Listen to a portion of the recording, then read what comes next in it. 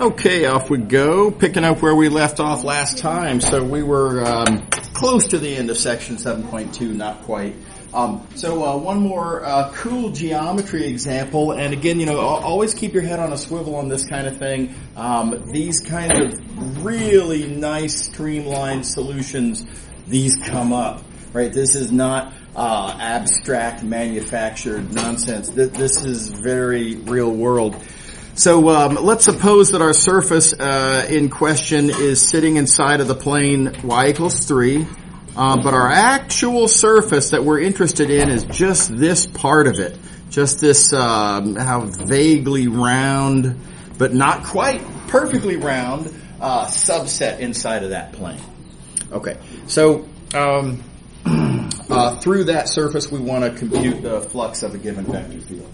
So, wow, kind of scary. I mean, you look at this inequality. I have these flashes of fourth roots in my bounds, right? This I'm worried at a quick glance. But here are two really nice things that happen. For one thing, because I'm in this plane, I immediately know that my unit normal vector is that. Right, just simple geometry. Now, I guess it could be pointing the other direction. You got to worry about the orientation. Is it to the left or to the right? But it says right here, plus y direction. Right, so positive y direction means the direction that makes the y component positive. So we know our unit normal vector. Plug that in. Got to love those zeros. Those zeros make 2/3 of the ugly disappear. Right, so that's pretty nice, right? That one little observation is already pretty sweet. But it's better than that because I can also observe that since my surface is entirely inside the plane y equals 3,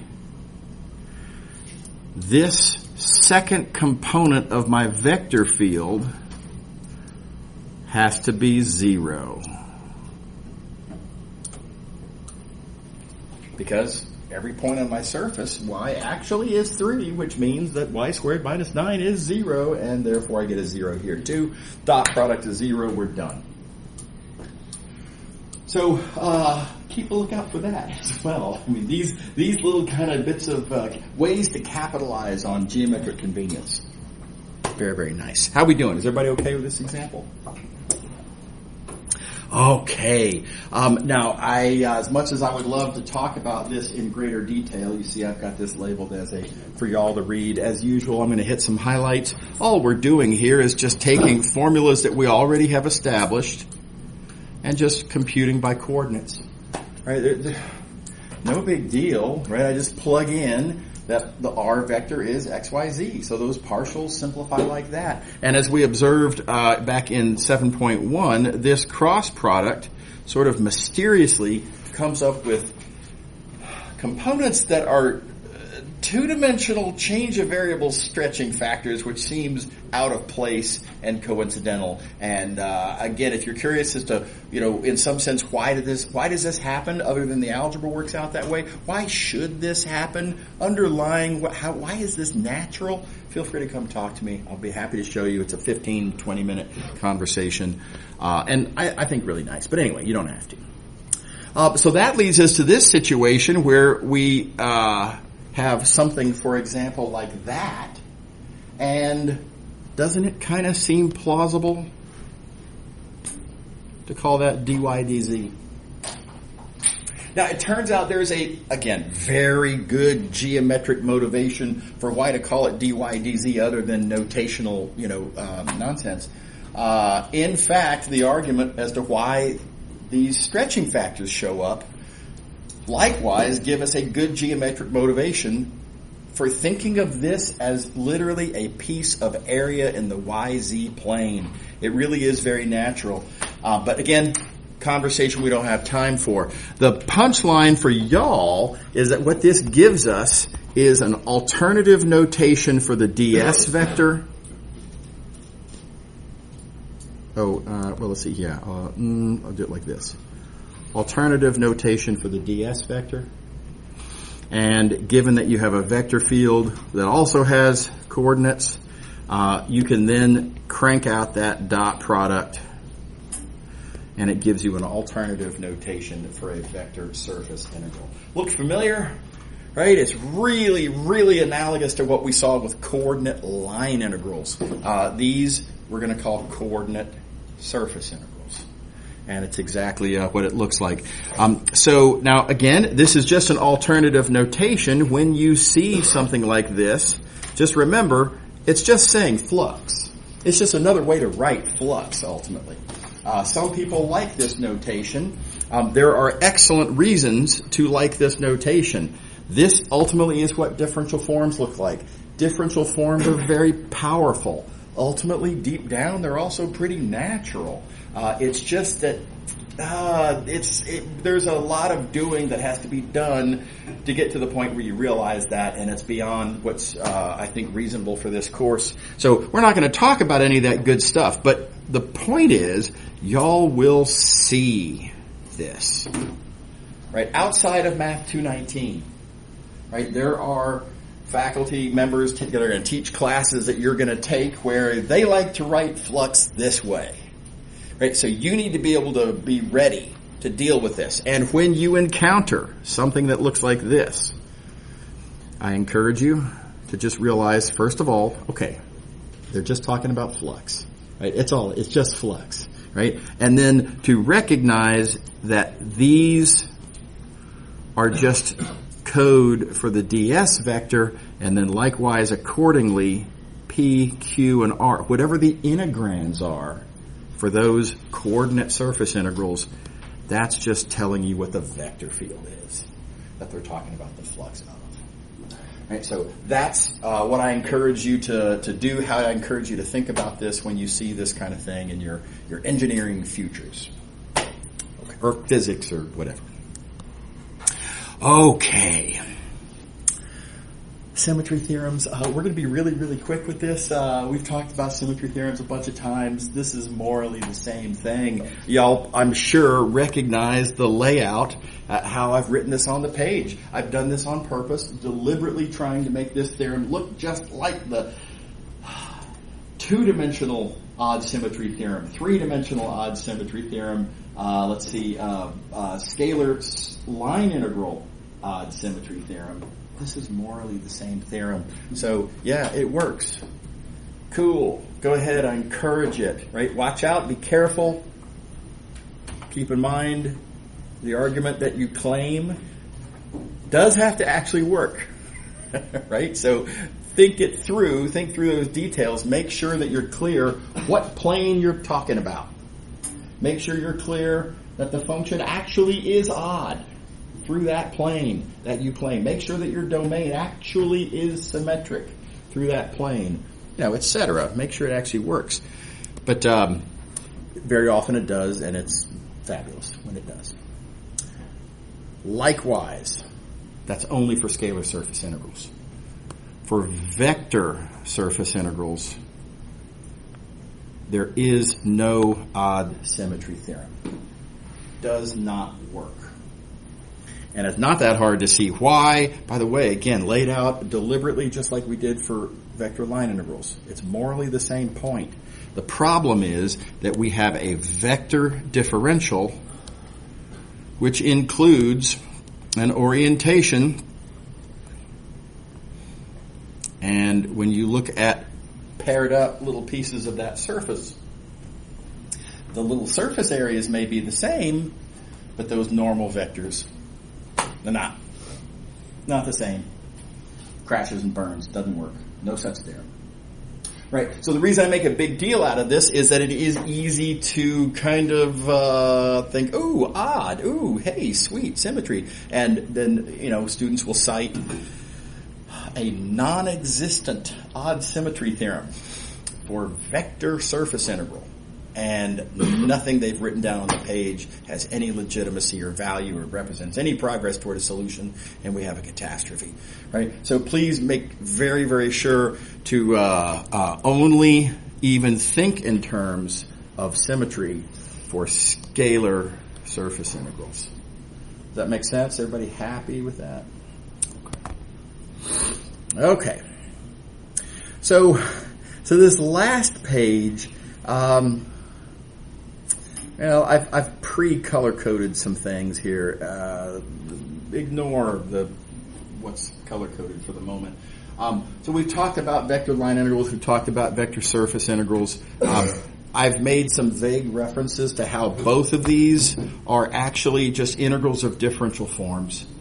I haven't told you what a differential form is, and again, I'm not going to. I don't think it really makes sense in this class.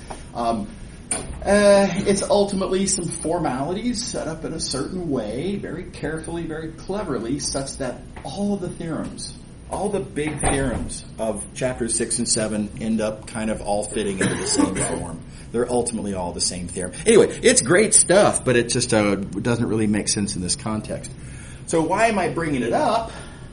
Well, the fact that these two different constructions, vector line integrals and vector surface integrals, the mere fact that they come from the same general idea makes it hopefully not that surprising that they are highly analogous. Right? So I just want y'all to see what the analogies are there. So on the left side of the line here, I have a bunch of sort of pictures and equations relating to vector line integrals. And on the right side, pictures and equations relating to vector surface integrals. And I've color-coded to show analogous objects. So, for example, in both cases, we have a parameterization. In both cases, we have something that comes directly from derivatives of the parameterization, right? So, partial derivatives of R are what I use to compute capital N. The regular derivative of R is how I get V. And then we can talk about normalizing, and then we can talk about the size of a little piece of, curve over there, area over here. Then we can talk about the dr vector, the ds vector that give you both the orientation and the size. And then we can talk about various other related things. And then there are all the equations relating them, and see how they lay out on the page exactly the same way. Right? So ultimately, in some sense, why all of this shocking level of by the way, the coincidences continue. A bunch of different equations down here for how we compute vector line integrals and what they represent. Likewise, vector surface integrals over here, what they represent. See how the color coding, perfectly analogous. Right? So ultimately, the reason that these lay out so much is because they are ultimately the same thing in two different contexts. Right? So now that's kind of a cultural point. How does this affect you? How does this help you, do better on the Math219 exams? And the answer is, if you know that there is such a strong analogy, then everything that you already understand about vector line integrals, you can use that as kind of a springboard to help you understand vector surface integrals. It's like there's a pattern of relationships, and you get to copy the exact same pattern of relationships with vector surface integrals. So I think that's helpful for retaining equations and understanding the role that various different things play. So, for example, very often students get a little confused as to, wait a minute, what's the deal with capital N? Why is capital N important? Well, it plays a role that is very much analogous to the role that velocity plays with vector line integrals. It's a derivative of the parameterization. Its magnitude is your size stretching factor. And it's what you multiply by input differential to get your vector differential. Capital N is exactly the same in those senses. So anyway, hope you might find that helpful. If nothing else, it's a curiosity and, like I say, kind of a cultural point. Okay, pause for questions. Are you doing okay? Okay, on to 7.3. This is a gigantic section. This is the last section in the book. the last section of the book that we're going to cover, at least in book order. Of course, we do have to go back and do chapter 4 after, because we kind of skipped chapter 4. Again, I wanted to get to the vector calculus as quickly as possible so y'all can have as much time as possible to digest, because as you're noticing, there's a lot going on in chapters 6 and 7. Okay, so let's get going on this. We're going to start with Gauss's divergence theorem, and it is about solid regions, such as this R that I have here, like so, and their boundary surfaces, and the boundary is, like I like to say, it's the border between where this region is and where this region isn't. And because this solid R has kind of an air bubble there, the boundary has sort of an outside part and also an inside part. Does that make sense geometrically? Okay, the reason we have to talk about boundaries is we need to talk about orientations. This word, boundary, loaded word. That boundary now means oriented according to a certain convention. The word boundary implies this convention, just like with Green's theorem, just like with other situations that we've talked about. And here's our convention: away from where the solid is, and you might say into where the solid isn't. So for example, on a point on the outside boundary, it's going to be outward like this, away from where the solid is and into where the solid isn't. Everybody see what that's what we're saying there about the boundary orientation convention? Very often this is misstated. A lot of people say, yeah, you always orient outward. Not so. Away from the solid for a point on the interior part of the boundary, you'll notice, is not outward. That's clearly inward. Right? So beware these sort of shortcut phrasings. You remember we had a similar thing with Green's theorem, two-dimensional regions, boundaries. A lot of people like to streamline and say it's always counterclockwise. Not quite. Right? So likewise here, so make sure not to step on this landmine and actually accidentally get the wrong orientation for there. Is everybody happy?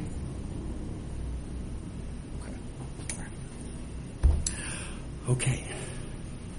So I claim we have an accumulating quantity. By the way, notice how this lays out on the page, just like various other analogous arguments we've made. I lay it out on the page deliberately similarly. So you can notice those patterns. Boundary flux, I claim, is an accumulating quantity, and honestly, is that the one? Yeah, we've already seen why. Two-dimensional version, right? But here's something we talked about back in 6.2. Boundary flux through the boundaries of two-dimensional regions accumulates because on a shared interior edge, that edge appears twice, once as part of the boundary of the left, once as part of the boundary of the right, with opposite orientations, and they cancel. Right? I keep guessing wrong. Three-dimensional situation, same idea, three-dimensional instead of two-dimensional, but now it's an inside shared face. It's part of the boundary of the left, part of the boundary of the right, opposite orientations, and it cancels. It's really the same idea.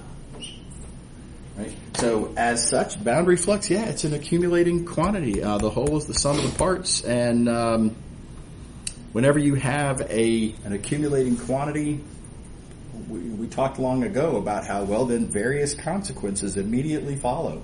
You can think of it as a substance. I'm not saying it is a substance, but you can pretend that it is, and everything will add up the way it's supposed to. Right? So think of it as being a substance. That's weird, right? I mean, boundary flux we think of as something we compute on the boundary. We think of it as being on the boundary. Think of it now. I know it's a big ask, but try to think of it as a substance distributed over the interior. That therefore has a corresponding density. And you can compute the quantity as an integral of the density. It's just like every other such theorem we've talked about. So, it behaves like a stuff. It happens in the interior even though you measure it on the boundary.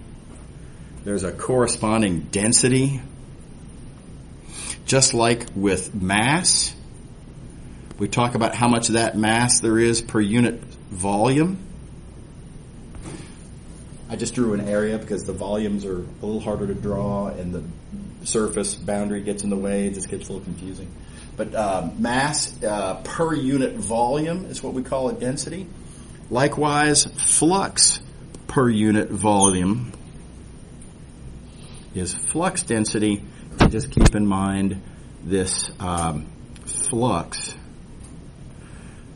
is computed on the boundary. But even though it's computed on the boundary, we think of it as happening in the interior. We good so far? All right. So, flux per unit volume. The substance, this fake substance that I'm going to call flux per unit volume. No surprise, flux density, perfectly natural terminology. What I am not going to do, I'm not going to show you the derivation of this formula for flux density. It is mathematically, of course, very important, but in terms of takeaway, in terms of what I want to make sure that y'all definitely remember 10 years from now, it's not really, I think it's a certain amount of tedium, basically. But this is where the formula ends up working out. If you want to see that computation, it's in the book. Feel free to come to my office hours. I'll be happy to work it out for you. It's no big deal. Ultimately, it just takes some time. But that's the formula for it. We've talked about this formula back in Chapter 3. We mentioned the term divergence, which obviously abbreviates very naturally like so. And we talked about this handy shorthand del dot. So a lot of that is flashbacks to Chapter 3. Everybody good with all of that? Feel free if you have a question, throw it out there.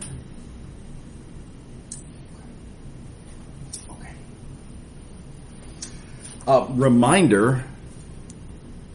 Let's see. Let me do it like this. What I think is the most important, I'm a big fan of this term flux density. You're going to hear that term flux density a lot. In my physics classes, I heard the term flux density more than I heard the term divergence. Right? It's very natural. It tells you what you're talking about and at the same time tells you how to think about it in a, I think, very effective, valuable way. Right? So I'm a big fan of that term. You're going to see this notation a lot. So big takeaway, make sure you're comfortable with that notation.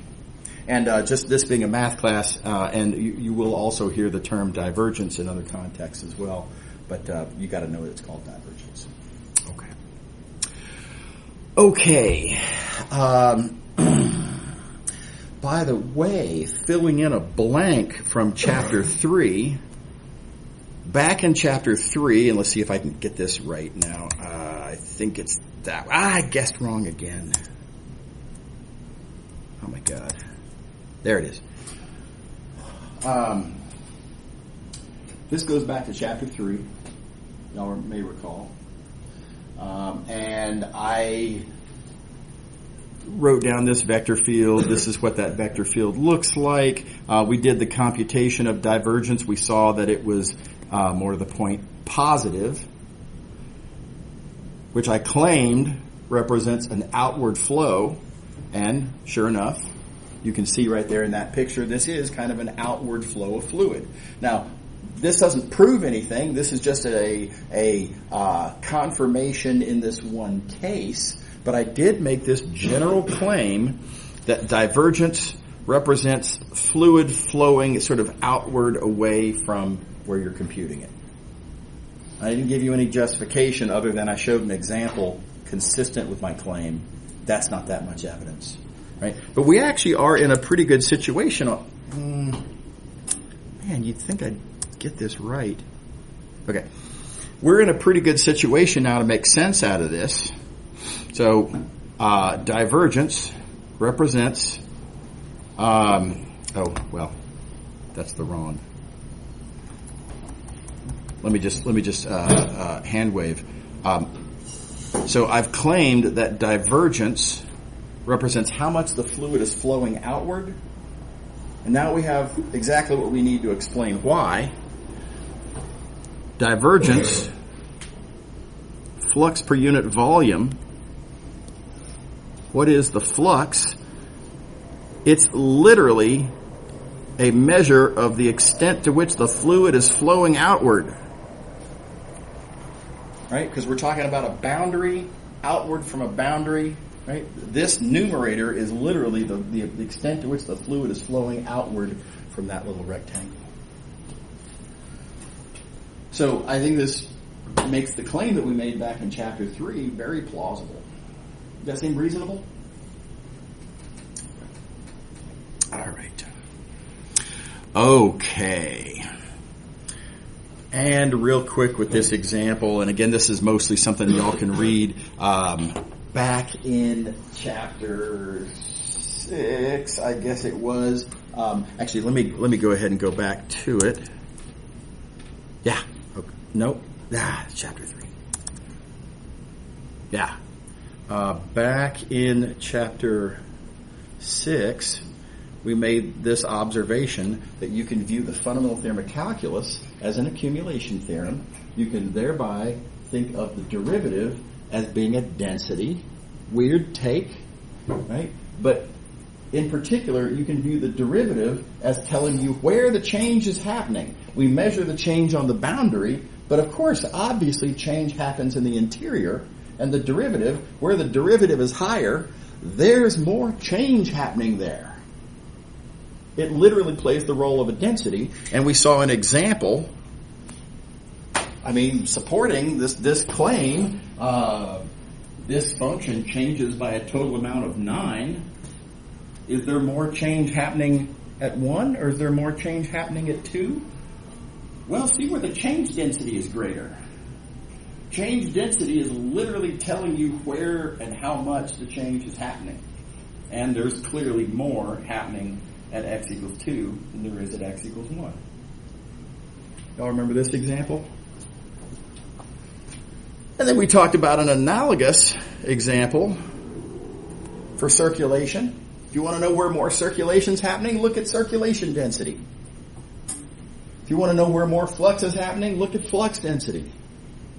And likewise here, I keep getting that wrong. If you want to know where more three-dimensional flux is happening, same score. Look at three-dimensional flux density. See where that's bigger. That's going to tell you, of these 2 points, which one has more of that flux happening there. Something to think about, right? Something to digest. Okay. All right, so we have all of our tools set up. We have, coming back to here, we have an accumulating quantity of flux. It behaves like a stuff. It has an associated density. And here's the theorem. This is just putting the pieces together. We define a quantity on regions. You give me a region R. Boundary flux is the quantity that I associate to a given three-dimensional region R. We've talked about how that is an accumulating quantity. And for any accumulating quantity, stuff is density times size. And divergence is that density. So putting these pieces together, we have our new theorem, Gauss's divergence theorem. How we doing? Everybody all right? I know I'm throwing a lot at y'all. A lot of ideas to digest.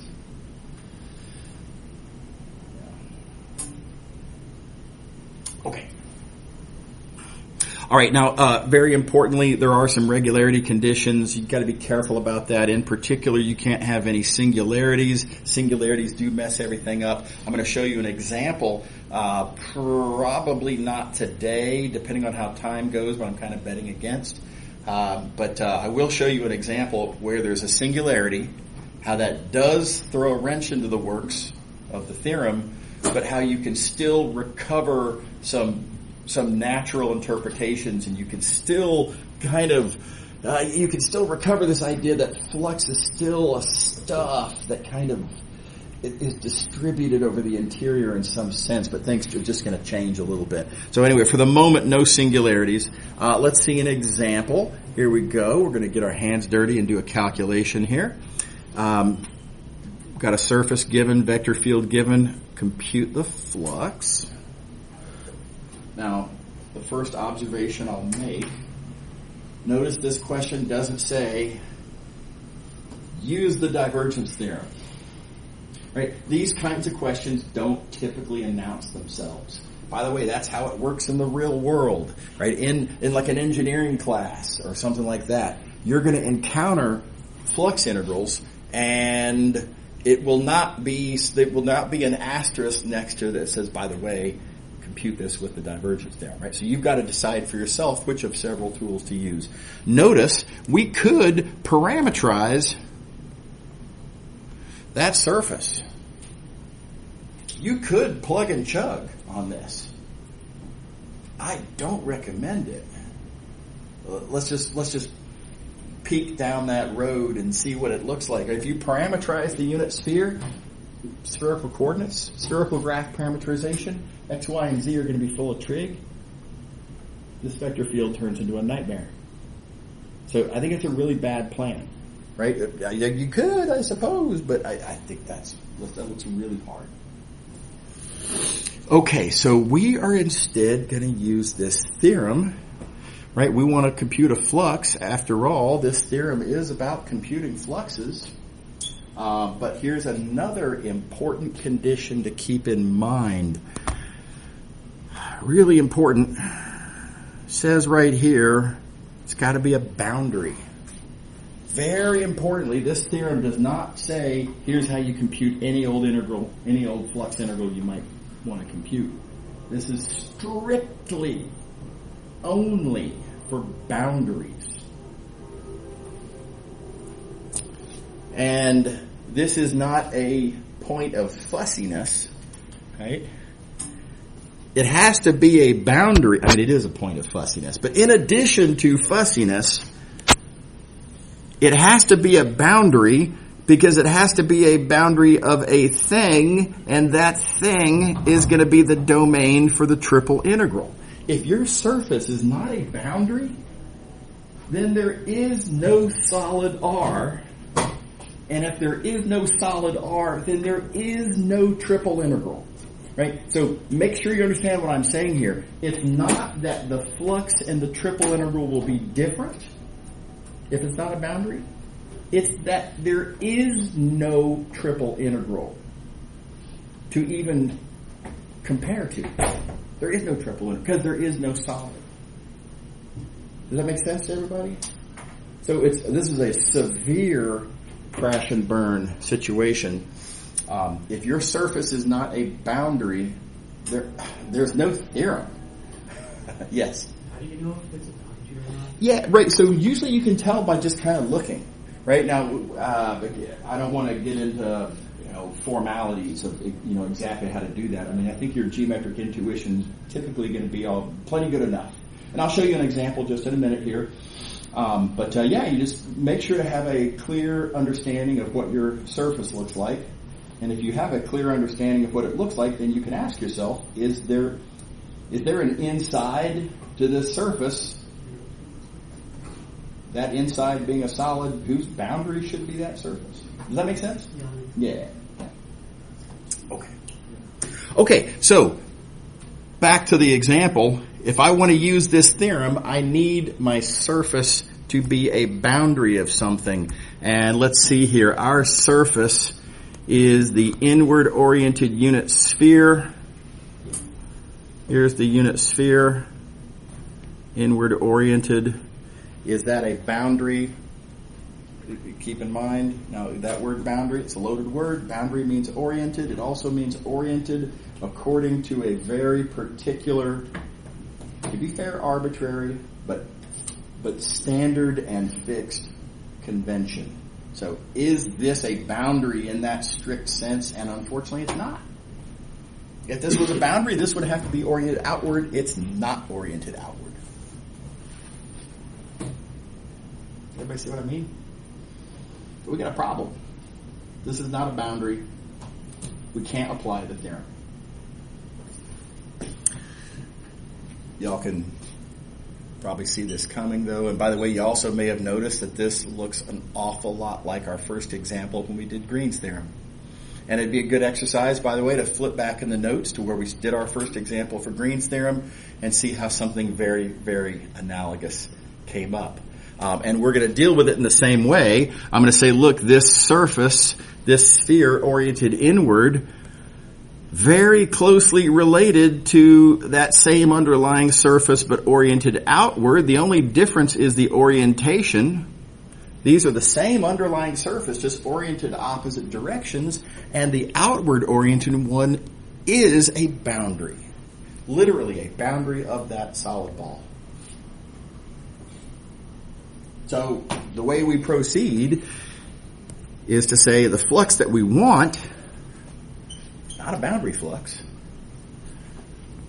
but because of that orientation issue, it's literally the negative of what is a boundary flux. What do you think? Ever see what happened there?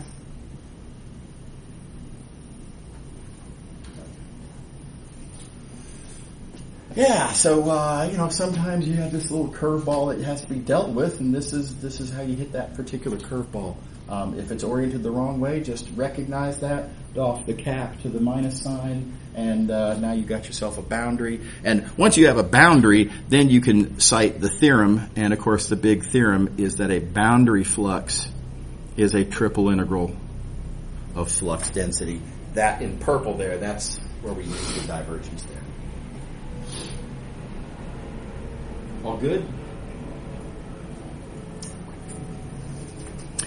Okay, so last thing. Oh, we got to compute the divergence. That's just a couple of partial derivatives. Make sure you're good with taking that vector field, compute the diverge formula on the previous page. It's just partials. Okay, so good news. How do you compute this integral? You could use spherical coordinates, sort of the brute force kind of standard, the obvious plug and chug way to compute this integral. We see a ball. Ball suggests spherical coordinates. You write this out in spherical coordinates. It actually works out kind of okay. It's not great, but it's not bad. But check out this much better choice. This integral I can break up by the two terms into two different integrals. And while this integral is not a constant, doesn't have any convenient symmetries, this integral is the integral of a constant over a garden variety geometric figure. That's a super easy integral. And this integral is zero by symmetry. And so both of these integrals turn out to be super duper easy. And it's way easier to break this up into two pieces and use the tricks on each pieces than to do it directly. What do you think? Everybody good with that? Sorry, I got something in my eye. Everybody happy? All right. Good trick. Okay, we're going to see some applications now. This is this is going to take us the rest of today, and sizable fraction of Friday to talk about some physical, I'm going to say examples of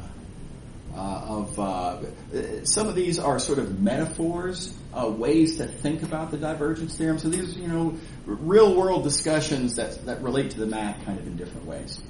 My favorite one to start with is the light bulb example. So we're going to imagine that we have a little LED light bulb, right? A little teeny tiny little, it's got a little bit of size. It's not infinitely small, but it's teeny tiny.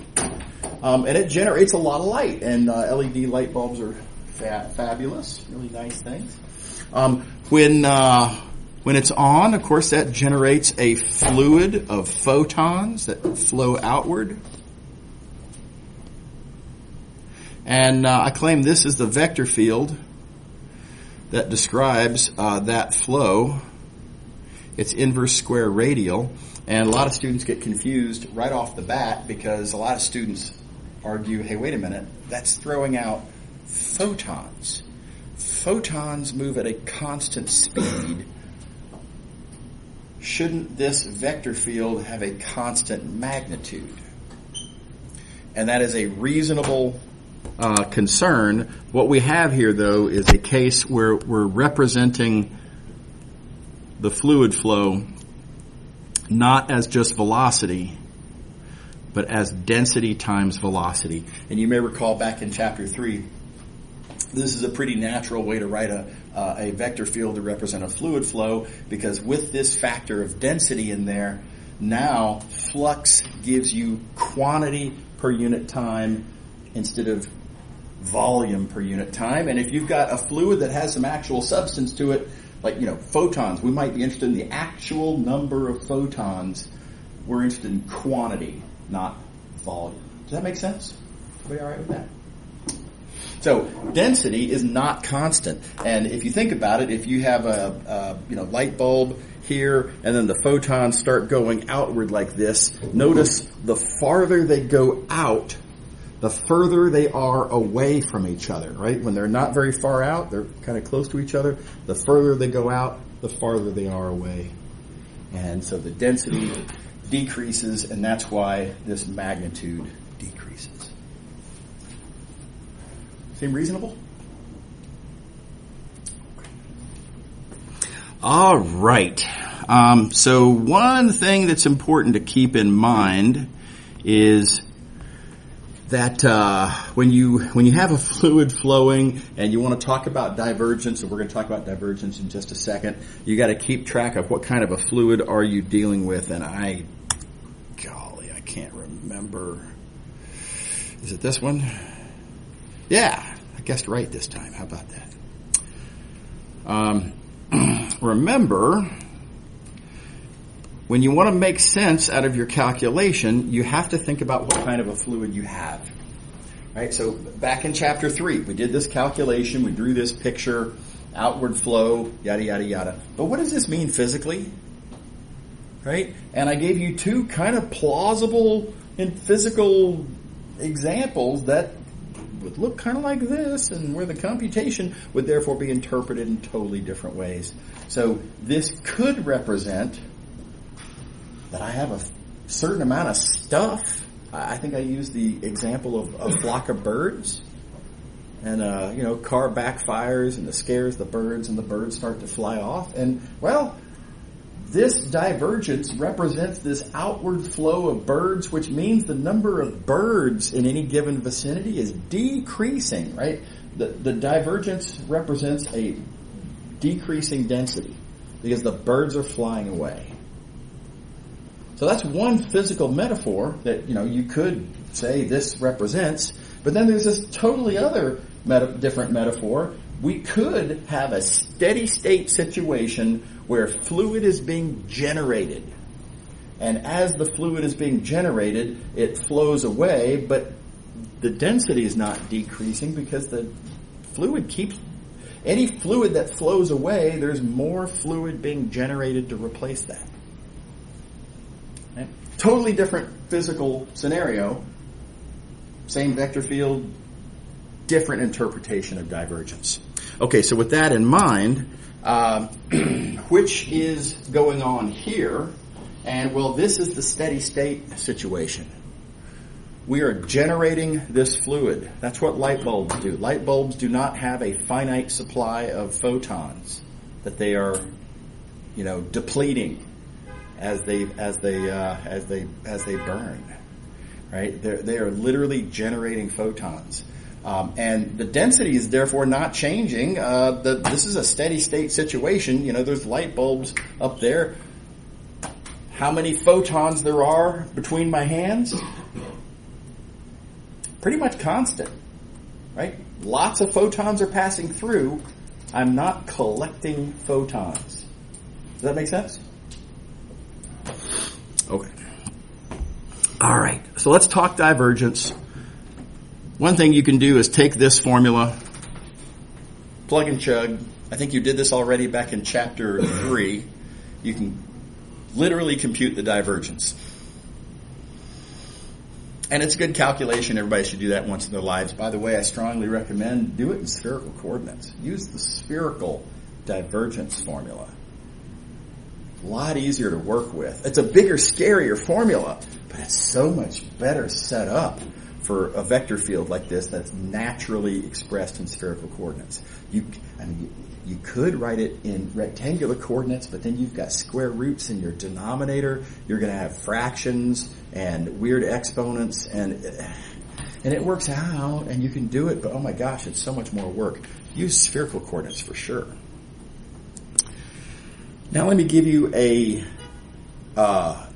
intuitively natural and simple way to come to the same conclusion. This is a really great argument. I really enjoy this argument. I'm going to compute what the divergence is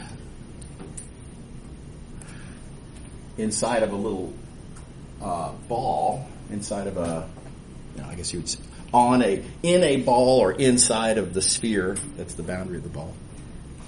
And how I'm going to compute that divergence is I'm going to start by computing the flux through that boundary sphere.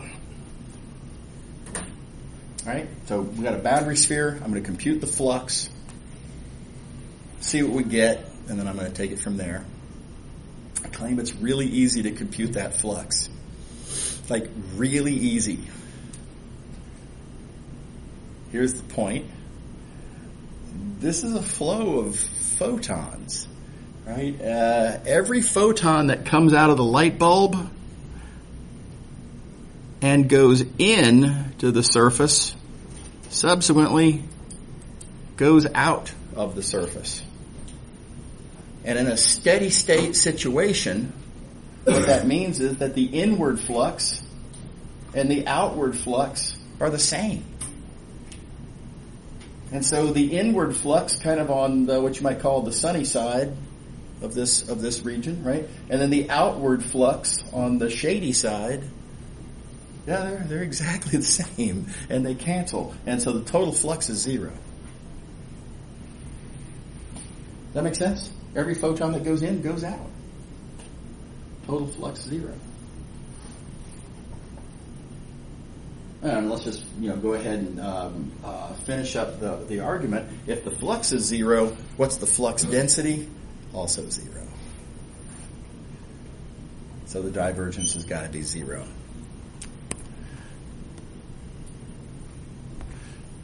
How we doing? Everybody all right with that? Okay, so the divergence is 0 there. Now let's see. What about in the vicinity of the LED itself? Well, then we're going to have a different calculation here. Again, I'm going to start by looking at the flux. It is no longer true that every photon that goes in goes out. In fact, there are no photons going in. The LED is on the inside of this sphere, and it's producing a certain number of photons per second, and all of them go out. Does that make sense? It doesn't even matter how big the sphere is. The sphere could be big or small. As long as the LED is entirely on the inside, The outward flux is always the same. It's however many lumens your LED is. So what does that mean about divergence? Well, it means that divergence has got to be huge, because divergence is flux per unit volume. The flux is significant because LEDs put out a lot of light. The volume is arbitrarily small, down to the size of the LED itself. So we have large amount of flux per small amount of volume. That divergence is going to be huge. So the takeaway, and what I want y'all to chew on before Friday, is remember when we talk about flux around, let's say, this outer boundary, right? We compute that flux on that outer boundary, and I've asked y'all to try to get comfortable with this crazy idea that it's actually happening in the interior, and that somehow divergence tells you where in the interior. Well, that's very natural in this situation. When you measure flux through the sort of the bulb of your LED light bulb, where's that light coming from? Is it coming from the bulb, from the plastic, shell of the bulb itself? No, of course not. Where's the light coming from? It's coming from where the divergence says it is. Where the divergence is huge, that's where the light's coming from. Literally. Physically. Does that make sense? And, is there any light bulb, any photons coming from this general area? Nope. The divergence tells me, there's no photons coming from here. And again, right they are. There's no photons coming from here. There are photons passing through, but no photons are being created here. So very literally, now again, I presented it as this kind of abstract, if you will, use your imagination kind of thing, that flux should be thought of as something that's happening in the interior. In this case, it's very literally happening in the interior. Okay, something to chew on. Y'all have a great rest of your Wednesday. We'll see you Friday. See you later.